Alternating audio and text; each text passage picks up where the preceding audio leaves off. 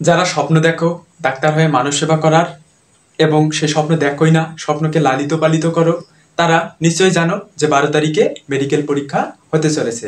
12ই December শুধু medical পরীক্ষা না, ডেন্টাল পরীক্ষা হতে চলেছে, অর্থাৎ দুইটি পরীক্ষা একসাথেই হতে চলেছে। তো সেক্ষেত্রে আবেদনের যোগ্যতাটা এবং আবেদন করার নিয়মের কিছু পরিবর্তন এসেছে।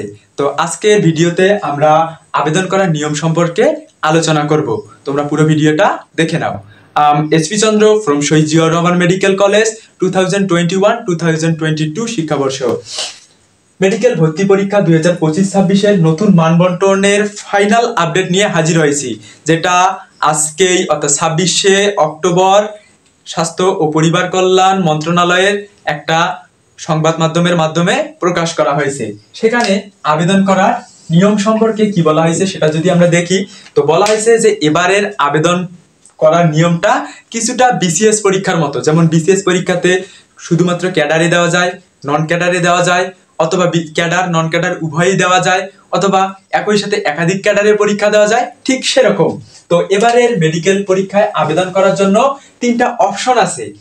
অপশন নাম্বার 1-এ রয়েছে শুধু মেডিকেলে আবেদন করা। শুধু মেডিকেলে আবেদন করার অপশন দিলে সেখান থেকে 37টি মেডিকেল কলেজ আসবে এবং 37টি মেডিকেল কলেজ তোমার নিজের ইচ্ছা মতো এবং পছন্দ মতো বা তোমার সুবিধা মতো 37টি কলেজ সিলেক্ট করা।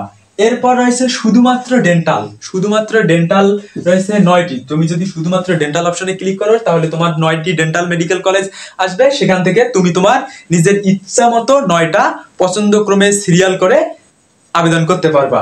এছাড়া 3 নাম্বার যে অপশন আছে সেটা হচ্ছে মেডিকেল প্লাস ডেন্টাল একসাথেই একটা অপশন আছে।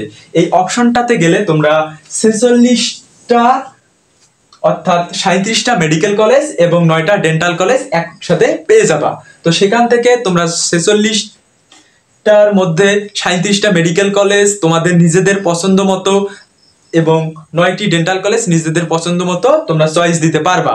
তো অপশন 3টা থাকলেও 1, 2, 3টে অপশন থাকলে শুধু মেডিকেল, শুধু ডেন্টাল এবং মেডিকেল প্লাস ডেন্টাল অপশন থাকলেও অলমোস্ট 99% শিক্ষার্থী মেডিকেল প্লাস ডেন্টাল উভয়ই এই অপশনটাই সিলেক্ট করবে।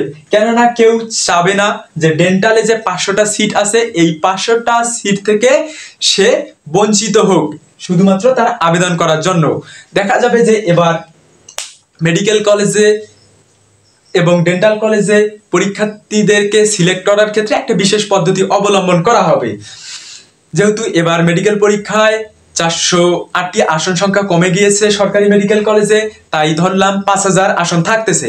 তো 5000 আসনের মধ্যে প্রথমে যে মেডিকেল কলেজে সিলেক্ট দিবে, চয়েস দিবে, সেই 5000 জনকে মেডিকেল কলেজের মধ্যে চান্স দেওয়া হবে এবং এর পরে থেকে শুরু করে অথবা এর মধ্যেই যারা আবার ডেন্টালে আবেদন করেছিল তাদেরকে আবার ডেন্টালে সুযোগ দেওয়া হবে আরো 500 জনকে, যেহেতু ডেন্টালে 500 প্লাস 500-র মতো সিট আছে।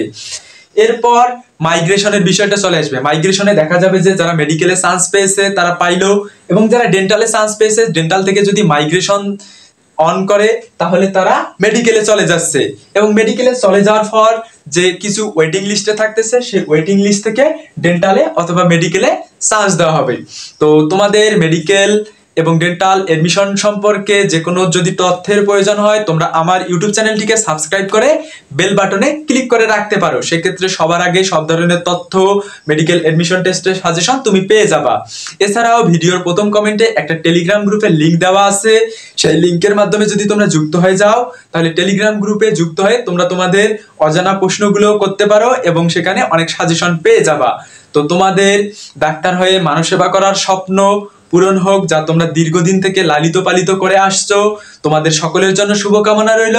Thanks for watching my video.